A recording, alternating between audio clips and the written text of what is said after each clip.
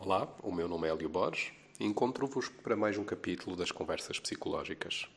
Eu hoje vou abordar um tema bastante polémico e bastante presente na área da psicologia, que é a depressão. A depressão, além das características físicas que sobressaem, e nomeadamente neuronais, tem uma forte componente comportamental, nomeadamente através da expressão da tristeza, desmotivação, dificuldade em perceber ou em percepcionar melhorias futuras. Também sabemos que a depressão atinge preferencialmente as mulheres relativamente aos homens e por todos estes motivos fazem dela uma doença muito presente na sociedade ocidental. É uma doença, podemos dizer, do século XXI, associado ao tipo de vida que nós temos e a todo o stress envolvendo as exigências do nosso dia-a-dia. E a grande diferença e a grande dificuldade muitas vezes é para nós definirmos e diferenciarmos o que é uma tristeza passageira. Há pessoas que até chamam isso um episódio depressivo, embora eu não prefira o primeiro termo, e de facto uma depressão, que depois também se pode subdividir em várias categorias.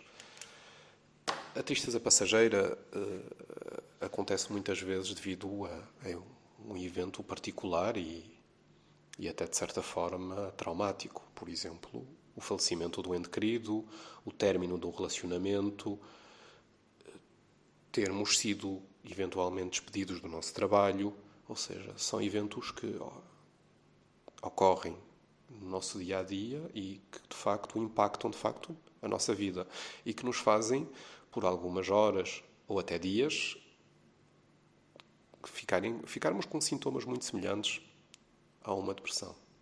Ou seja, vou citar alguns deles: é o choro, tristeza, dificuldade em ver perspectivas futuras, dificuldade em tomar decisões, dificuldade em estarmos concentrados no nosso trabalho, dificuldade em sorrirmos, dificuldade em, muitas vezes até em cuidar de nós.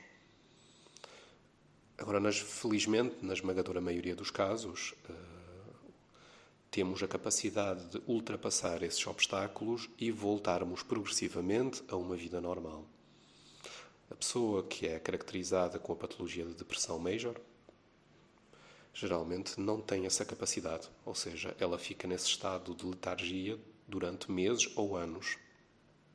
E aí entra a necessidade, muitas vezes, de um tratamento psicológico. Muitas vezes os pacientes já vêm reencaminhados com tratamento farmacológico. O tratamento farmacológico tem a vantagem, muitas vezes, de tratar alguns sintomas superficiais, como o choro, como evitar ideação suicida, por exemplo. Mas, no entanto, não trata as causas. E daí, muitas vezes, os pacientes terem que recorrer à psicoterapia. E atualmente, através da psicoterapia, no meu caso, a minha abordagem é comportamentalista, embora podendo usar algumas técnicas como hipnose, relaxamento, para combater alguma ansiedade associada à depressão, mas a abordagem comportamentalista caracteriza-se essencialmente por tentar que o paciente ultrapasse e mude de facto de comportamento, por assim também combater a depressão. E a dificuldade centra-se exatamente nesse ponto. Como é que nós motivamos uma pessoa a que ela tenha outros comportamentos. Eu vou citar aqui alguns exemplos muito práticos. Muitos pacientes com estados depressivos passam muito tempo deitados no quarto. Encontraram ali uma zona de conforto no qual é fácil para elas estar, já que não se sentem intimidadas, não há perigo e, principalmente, não existe frustração. Então, algo que se pede ao paciente, muitas vezes, é definir um horário de se deitar e para se levantar, através do uso, por exemplo, de um despertador, ou recorrendo até a familiares, ou ao cônjuge, ou até amigos, se for necessário, para que, de certa forma, motivem essa pessoa a levantarem. Levantar, e isso obriga ao quê?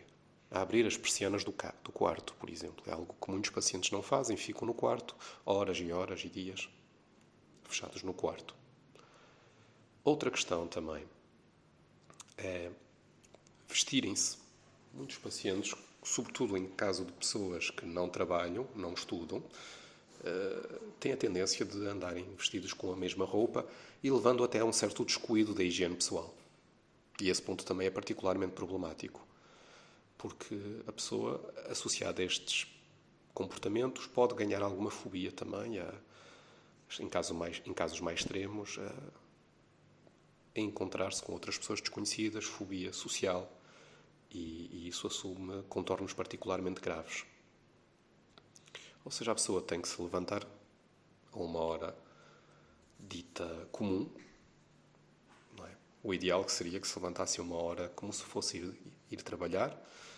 Muitas vezes em consulta temos que ser um pouco mais flexíveis para tal, então pedimos à pessoa que se comprometa a colocar o despertador ou usar uma das técnicas que lhe sugeri, a saírem da cama, de facto, a uma hora, por exemplo, 9 ou 10 da manhã.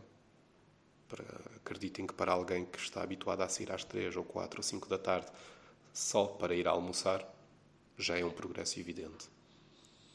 Depois o que acontece, além disso, é obrigar a pessoa a vestir, a abrir as persianas e abrir as janelas, ou seja, que tenha contacto com a luz solar e, sobretudo, que tome atitudes de sair de casa. Sair de casa inventando alguns pretextos até. Por exemplo, ir ao supermercado, tratar de tarefas pessoais ou até apenas instituir também nesse horário que é feito que saia pelo menos 2 a 3 vezes por semana, de uma forma a permitir-lhe ter também alguma atividade física. Porque depois outros aspectos também pode vir a má alimentação, ou seja, ou baixa alimentação ou excesso de alimentação. Hoje em dia também existem vários estudos a comprovarem, de facto, muitas vezes correlações entre a obesidade ou excesso de peso com problemas psicológicos. E o psicólogo também tem que estar atento a esse tipo de variáveis, de facto. Relativamente à depressão, isso vai ser sempre trabalhado por metas e por pequenos ganhos que vão dando motivação ao paciente. E, obviamente, vocês vão me fazer uma pergunta muito legítima, certo, a pessoa muda os comportamentos e as causas. As causas têm que ser abordadas e é imprescindível que o sejam em consulta de psicoterapia. Porquê? Porque muitas vezes essa pessoa já foi no passado muito ativa. Trabalhou, estudou, teve várias atividades extracurriculares ou hobbies, enfim. E de repente ela começou progressivamente, por um momento que ela deverá explicar no consultório, a cair nesta letargia e em desistir dela própria. Obviamente que associada à depressão muitas vezes vem ideação suicida. E aí também temos que separar a ideação suicida da vontade real de se suicidar. São coisas distintas.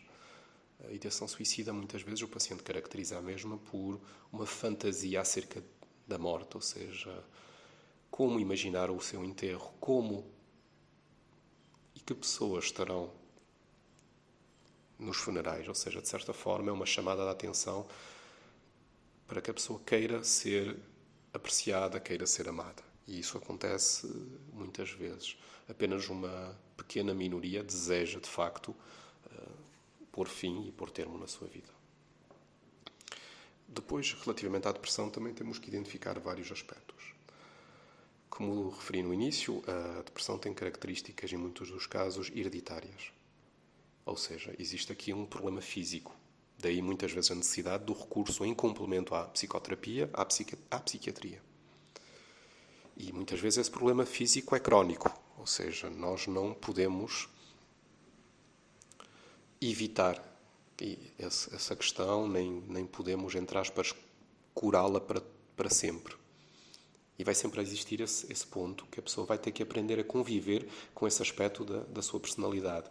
E em psicoterapia, através de alguns exemplos que dei, o terapeuta tem que lhe dar essas ferramentas para ela poder ser independente do terapeuta e usá-las no futuro.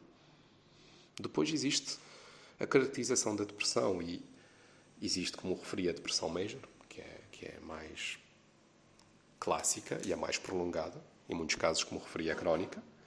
Existe também a distimia. A distimia é uma caracterização de oscilação do humor, ou seja, a pessoa tem episódios depressivos e, muitas vezes, nesses casos, a pessoa, inclusive, até trabalha e tem uma vida aparentemente normal. Isso não quer dizer que não seja menos grave que uma depressão major, em que a pessoa, na esmagadora maioria das vezes, nem sequer consegue trabalhar. Porquê? Porque na distimia, aparentemente, está tudo normal. A pessoa trabalha, pode ser casada, pode ter filhos, e, no entanto, a perigosidade por detrás disso é que é tudo encoberto detrás de uma aparente normalidade. E aí sim podem surgir sintomas de maior ideação suicida, por exemplo. A pessoa, em muitos casos, também por ter necessidade de ter uma vida normal por variedíssimos motivos, como ser economicamente sustentável e ter vários compromissos a assumir para com ela e para com a sua família, no entanto, consegue sentir sintomas de extrema tristeza e desolamento. Por isso, não pode ser de todo menorizado essa questão.